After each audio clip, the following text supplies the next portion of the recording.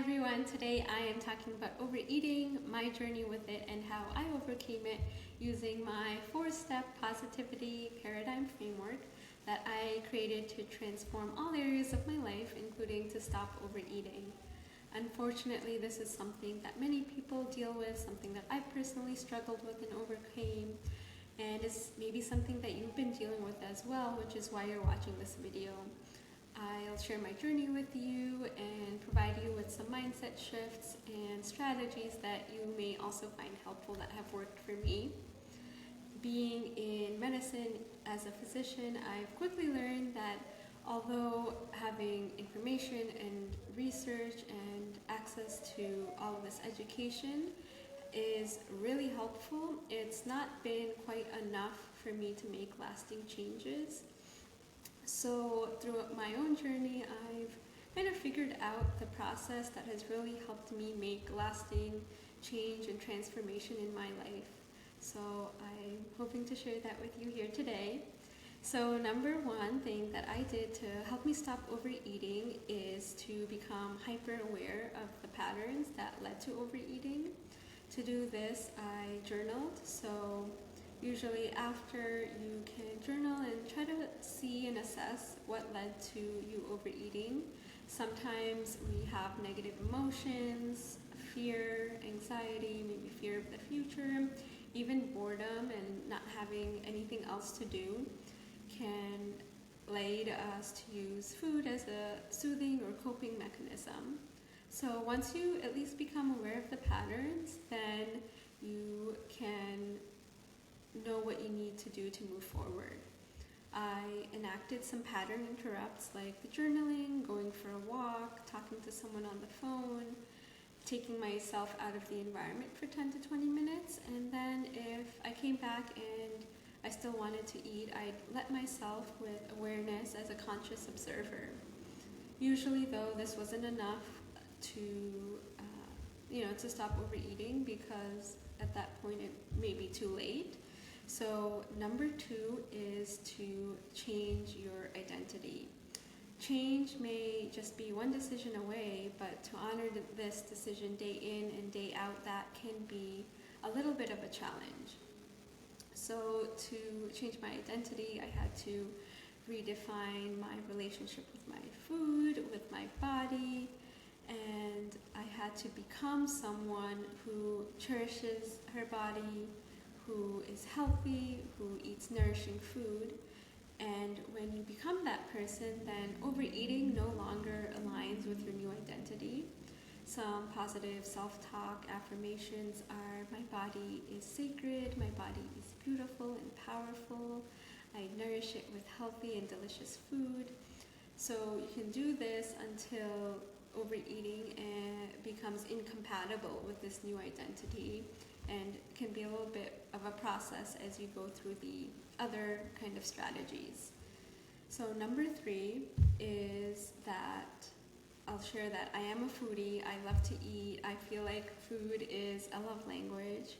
I am also a very happy and positive person. So I started to notice that when I would go to weddings or parties and there were buffets and lots of delicious food, that I found myself overeating and feeling very full and then bloated, and I was somehow turned all of this positive emotion, this excitement, this happiness, this beautiful shared social experience with friends, loved ones, family, into something negative. So I really had to sit with myself and think, how did I and why did I turn all of this happiness into something negative? I felt like I didn't have the capacity to hold all that happiness, and I had to turn it into something negative by overeating.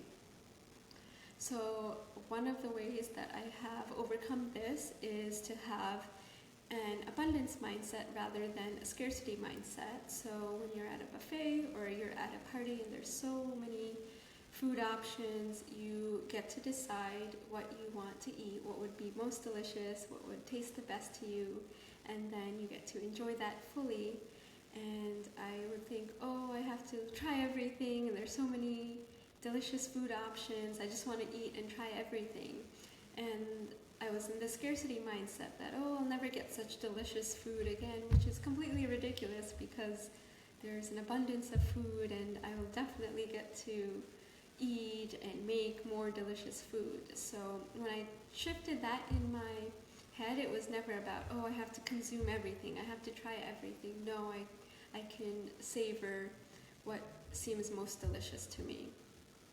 So the other way that was really helpful is to be in gratitude. So really sit with how lucky you are to have such abundance, so many food options, and really just be really grateful. So if you've seen that movie When Harry Met Sally, there's a scene where one of the women says, I'll have what she's having. So try to eat in this sense of complete happiness and gratitude, feeling like this is the best food that I've ever eaten in this lifetime, in my past lifetime, in my next lifetime. It's just the best food that I've ever eaten, just being in that state of gratitude and really experiencing the food in terms of the taste of it, using all of your senses, the visual presentation, just really taking that in, all of the ingredients, what are the flavors you're tasting, like the noise, the crunch when you're chewing on something. So really just make it this divine, delicious culinary experience that you're really present with, really mindfully eating. So that can be really, really helpful. And this is something that you have to practice. It's something that you have to intentionally think about and intentionally do. Like try to avoid eating with the TV. And even when you're eating with other people, sometimes we can also mindlessly eat, but really try to enjoy, you can verbalize with the person that you're with, like how this food is tasting. So really make a whole experience of it, and that has, I found, been really helpful. So the other thing is also not depriving yourself. So if you want to have some dessert, you can think about, well, is this really going to be the best dessert that I've ever had in terms of, is it worth eating? So if you are eating, if you try like a little bite of a chocolate cake and it's really not, the best chocolate cake, it doesn't meet your standards of what an excellent divine chocolate cake is, then try to think about, well, is it worth eating? I know I've had better cake and this isn't it, so why should I continue to eat something that just isn't worth it? So I found that really like being very intentional, very discerning about what I'm eating and how it tastes has helped me a lot. So number 4, this I think definitely applies to overeating, can apply to a ton of different areas in your life, is when you're unsatisfied with your life or have a lot of stressors, eating may feel like a relief or an escape, and really the only thing we have control over, and we can use it to kind of swallow all of our negative emotions and kind of use it as a release. So this can happen, if we didn't learn to properly regulate and manage our emotions. So kind of to fill that space, you obviously want to work on emotional regulation, managing your emotions, and then also creating a really exciting life that's so full that food is, not your only source of pleasure and joy. So I've done this with fitness, so I love to do Pilates, I love to exercise, I'm part of some social groups, I like to go to run clubs, I do book clubs, just really having a rich, fulfilling life. I take ceramics classes, I love to travel, exploring new interests, hobbies, social groups, just there's so much to do, walking in nature, just really finding what fills you with joy and happiness and really filling your life with that. Even in terms of your career, I've found some research that I've enjoyed doing. So really like filling yourself and your life up so that you can be lit from within, and then you're not looking to external sources of happiness such as food. So I go over this more in my positivity paradigm framework course. But the other thing that I've done in terms of having good routines, structures, and systems is to make sure that you're not keeping unhealthy or processed foods at home, so this makes it much easier where you don't have to have decision fatigue and use up all of your willpower just to go to your cabinet. You have a bag of chips there and you can just grab them whenever. So if you eliminate them from your environment, then you don't even have to make that decision because it's not there. So that is really helpful. And that way, if you really do want something, a treat or a dessert, then you intentionally have to go out and seek it, and that means that you really want it, that you're really going to enjoy it, that you're very intentional about it. So the other thing is that have helped me with this has been to, sometimes if I do get a treat, I will bring it back home and then I'll cut off a little piece and then I'll put the rest in the freezer.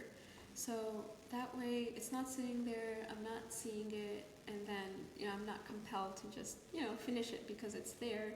It's in the freezer and then it's cold and then it's not going to taste as good. So I found that now I have a bunch of things in my freezer that I don't even feel like eating anymore, and they're just there.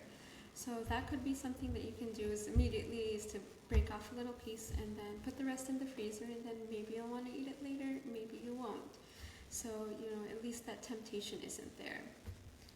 The other thing is about nutrition. So I am trying to eat more protein. I am trying to build more muscle. So definitely talk with your doctor or a nutritionist depending on what your health and weight and body goals are to be your healthiest self. But for me, I've been trying to eat more protein, build more muscle.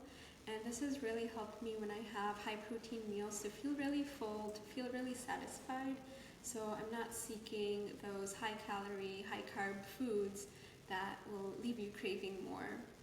So some of my staple foods that I always reach for, I always have on hand and are really simple to make is number one, I love making yogurt bowls. So I'll just take plain Greek yogurt. I'll add some organic protein powder without any added sugar because we don't want to be eating excess added sugar if we don't need to or if we don't want to.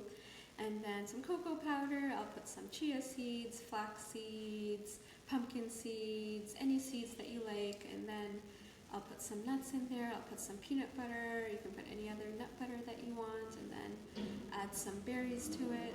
And those are high in antioxidants. So really whatever you like, and it becomes really creamy, and it's just like this delicious creamy ice cream kind of dessert. So I really love that. And then you can make your own granola, or you can buy some granola from the store. So it's just really filling and really delicious, and it's so simple to make. It's just mixing together a bunch of ingredients.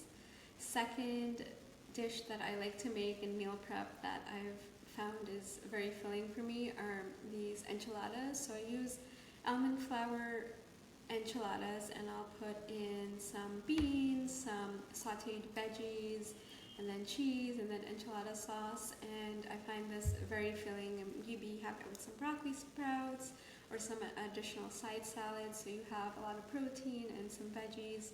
So I've enjoyed that as well, and it's also very delicious. And then just something else simple would be like an egg white scramble with some veggies. So those are some of my favorite things that I love to eat and love to have on hand that have helped me stay full and satisfied and eat more protein. So lastly, number 5, I will say to give yourself grace. Don't deprive yourself.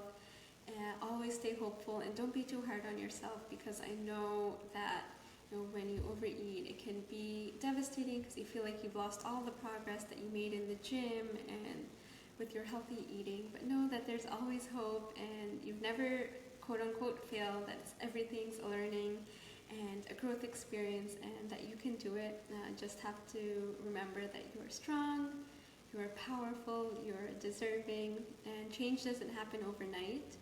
It can be a gradual process, but it is possible, even and especially for you. So stay radiant and stay positive.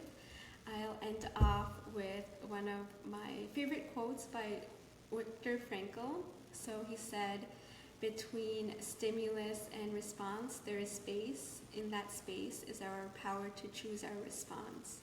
So give yourself the best possible chance for success by, giving yourself in that space the opportunity to make the decisions that will help you live your healthiest and most radiant life.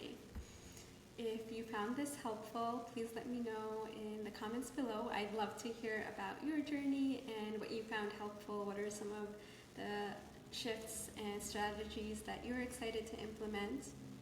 I also invite you to my Positivity Paradigm 4-step framework course to transform all areas of your life to live your best, most radiant, blissed out, happy life. So I invite you to that.